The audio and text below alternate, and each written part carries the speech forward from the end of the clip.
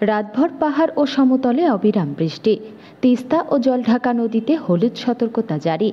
NH-31 Jaldhaka নদীর পাশাপাশি দোমোহনী থেকে বাংলাদেশ বর্ডার পর্যন্ত অসুরক্ষিত এলাকায় হলুদ সতর্কতা জারি করল জলপাইগুড়ি সেচ দপ্তর। জল বাড়ছে তিস্তায়। জেলা জুড়ে রাতভর টানা বৃষ্টি। সোমবার সকাল থেকে বৃষ্টিতে নাজেহাল জেলাবাসী।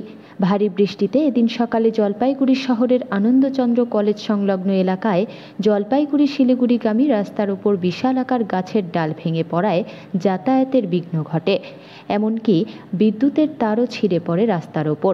ফলে যান চলাচল দীর্ঘক্ষণ বন্ধ হয়ে যায়।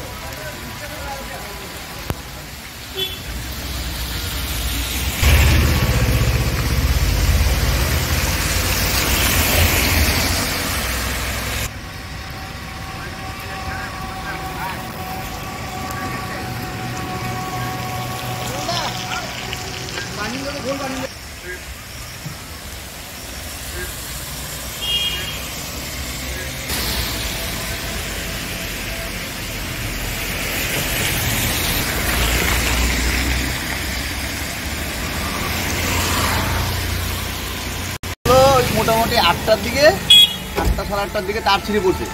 বৃষ্টির কারণে গাছটা ভেঙে পড়ছে। তারটা ছিঁড়ে পড়ে রাস্তাটা বন্ধ হয়েছিল, ওই জন্য তাড়াতাড়ি আমরা এসে রাস্তাটা ক্লিয়ার করে দিয়ে তারটা জোড়া দিচ্ছি। এটা কি ভারী বৃষ্টির জন্য এরকম গাছ? ভারী বৃষ্টির জন্য, সারা রাত বৃষ্টি হলে গাছ এমনিতে লোড বেড়ে যায় না, এর জন্য এরকম হচ্ছে।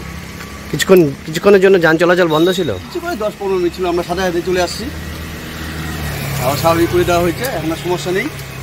আপনার নাম? আমার নাম মিঠুন দাস। কি দায়িত্বে আছেন? Electric mobile